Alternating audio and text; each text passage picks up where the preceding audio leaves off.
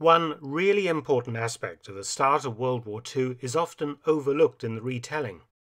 Everyone knows that Germany invaded Poland on the 1st of September 1939, setting in motion the outbreak of a much bigger world war when, on the 3rd of September, Britain and France, after demanding that Hitler halt his military action, declared war on Germany, as per an agreement they had with Poland. That's the narrative of the beginning of World War II in Europe. But a fifth player is often left out of the story: the Soviet Union. Poland and the USSR had no love for one another. In fact, in 1919-21, the Poles had fought the Soviets over western Ukraine and defeated the Red Army at Warsaw. The Poles possessed a massive and well-trained army. In 1939, this amounted to 1.75 million regular troops, plus a further 500,000 in reserve. But the Polish military also had some terrible weaknesses that the Germans would exploit during their invasion, notably an over-reliance on horsed cavalry and too few modern tanks, and out-of-date artillery and fire control equipment. Its air force was also third class in comparison to the German Luftwaffe. But the Poles were very tough and determined fighters, and the Germans knew that they would have a serious fight on their hands. Hitler had a secret weapon to undermine the Poles: Stalin. In a breathtaking piece of diplomatic intrigue, Hitler concluded a non-aggression pact with the Soviet Union a few days before the invasion of Poland. Given all that Hitler had said about the Soviet Union and communism over the past 20 years, most Germans were as surprised as the Polish, British, and French by this apparent double standard. The pact included a secret clause whereby, working in cooperation with the German forces invading from the west, Stalin would unleash an invasion of Poland from the east.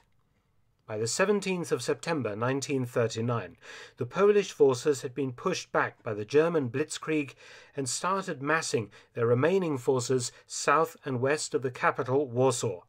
They also moved into a tongue of Polish territory that stuck out between Romania and Hungary, both friendly nations.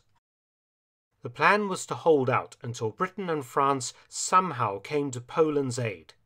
The French, as I have covered in another video, link in the end screen, launched a rather desultory Saar offensive into a part of western Germany, which did nothing to ease the pressure on Poland, and the British conducted some limited aerial bombing in the Rhineland. But then the hammer fell. On the 17th of September, the Soviets summoned the Polish ambassador in Moscow and informed him that because the Polish government had ceased to exist, which was a lie, and in order to protect Polish citizens of Ukrainian and Belarusian descent living in eastern Poland, Soviet troops would enter the country to restore order. 35 Red Army divisions invaded, dooming the remaining part of the Polish army resisting in what was called the Romanian bridgehead against the Germans.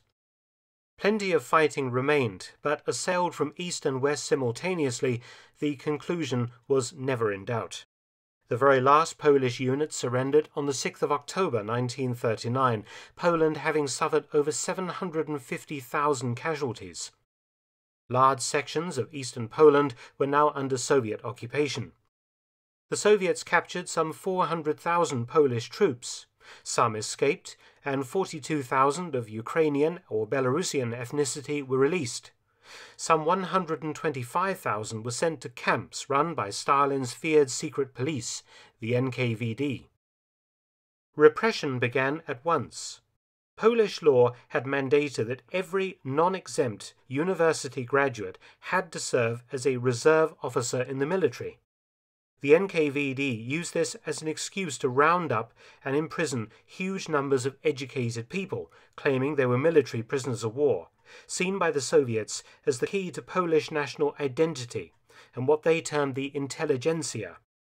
About 320,000 such people, including graduates, military officers, aristocrats, lawyers, doctors, police officers, and clergymen, were deported to the USSR and placed into camps. The driving force behind this persecution was the head of the NKVD, Lavrenti Beria, who had already conducted years of terror and murder against Soviet citizens. The Poles ended up in a series of camps in the western USSR. In the meantime, the Germans in their sector of Poland had also unleashed great repression on the Polish people. The Soviets demanded that the imprisoned Poles become pro-Soviet, most of whom refused not unreasonably to do so. Those who exhibited patriotic sentiments were labeled as enemies of the Soviet Union. A decision was now taken to start liquidating the worst of the enemies identified by Beria's NKVD.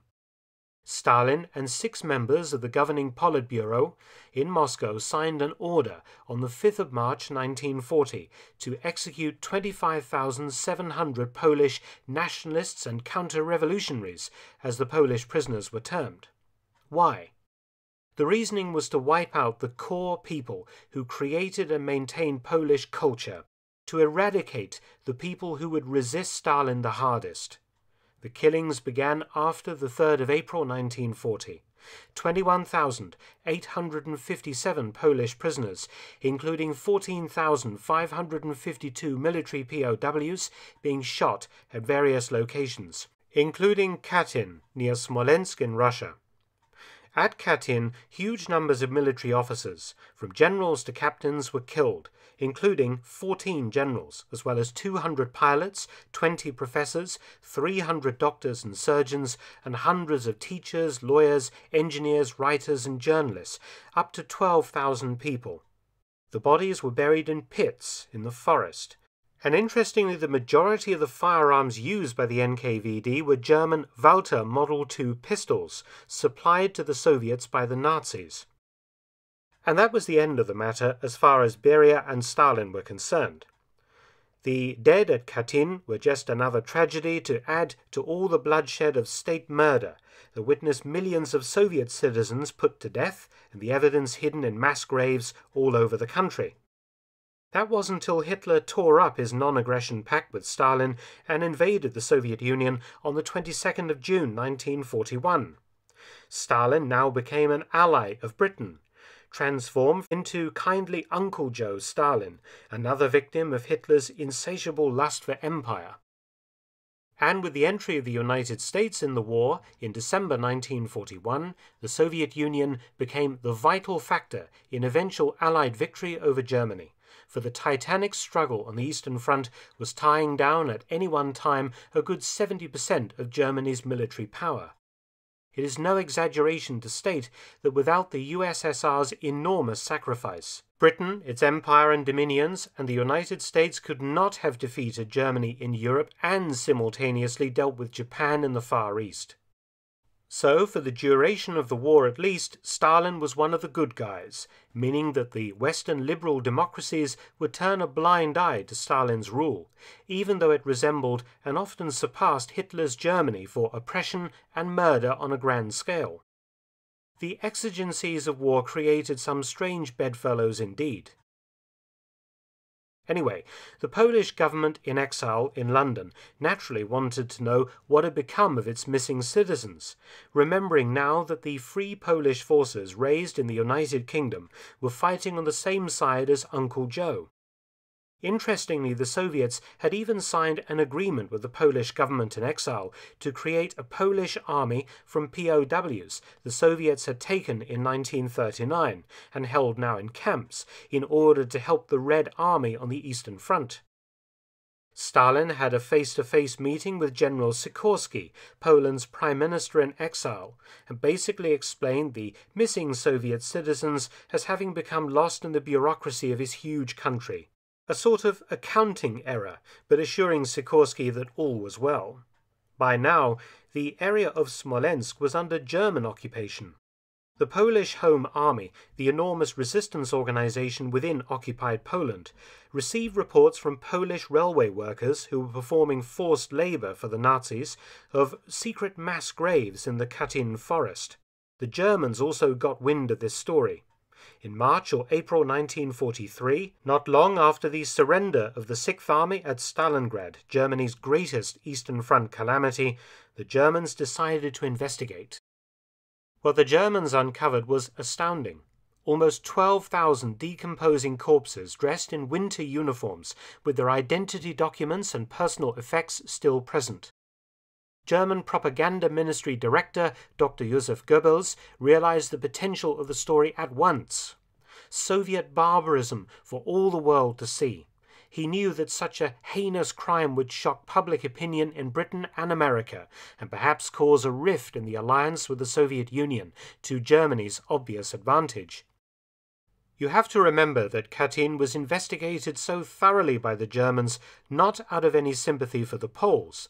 The Germans had already killed hundreds of thousands of Polish citizens by this time, carrying out massive shootings, herding hundreds of thousands of Jews into ghettos, and then shipping them east to special camps.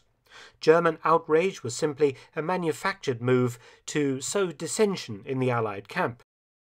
The Germans created the Katyn Commission in collaboration with the International Red Cross. The Germans wanted to make the investigation completely transparent so that they couldn't be blamed for perpetrating a cover-up of a crime that many suspected they had in fact committed.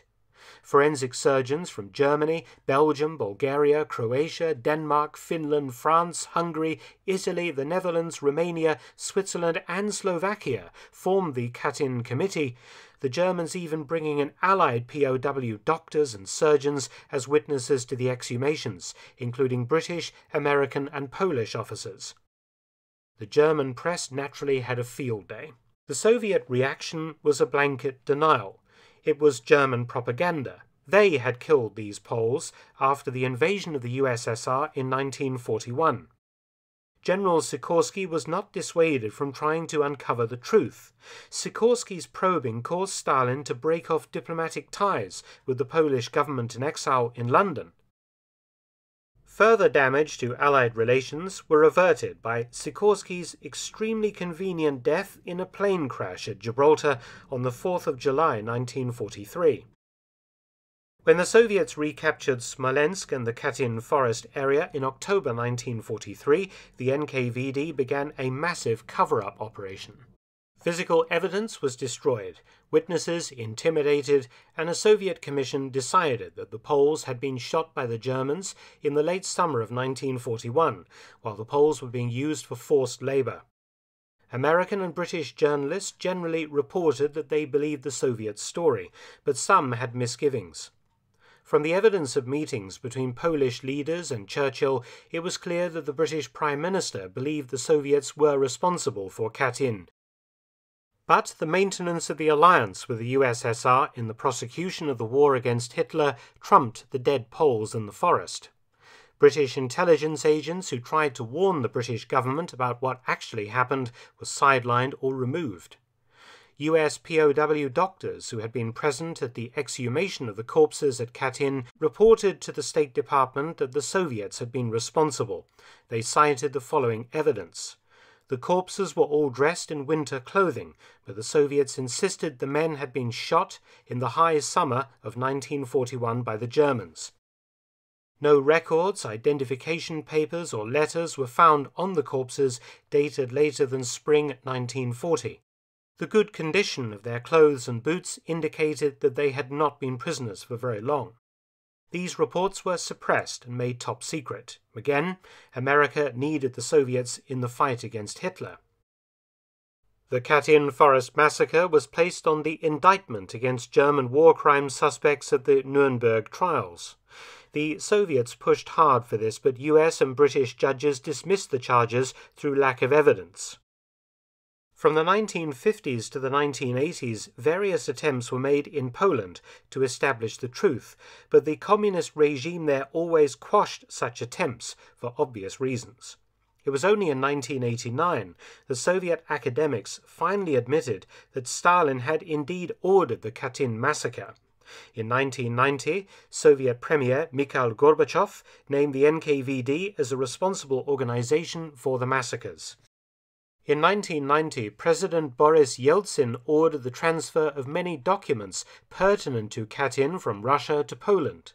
A huge Russian investigation eventually clarified exactly what had happened, but many volumes of documents still remain classified. No one has ever stood trial for Katyn, and by now everyone involved must be dead. And it was only in 2010 that the Russian parliament officially admitted that Stalin and Beria were responsible for the massacres. It was the same year that the Polish president and 95 Polish politicians, high-ranking army officers and their staff were killed in a plane crash on their way to a ceremony in Russia marking the 70th anniversary of the Katyn massacre, fueling conspiracy theories that echoed those that still surround the death of Prime Minister Sikorsky in a plane crash in 1943. Thanks for watching. Please subscribe and share, and also visit my audiobook channel, War Stories with Mark Felton. You can also help to support both of my channels at PayPal and Patreon. Details in the description box below.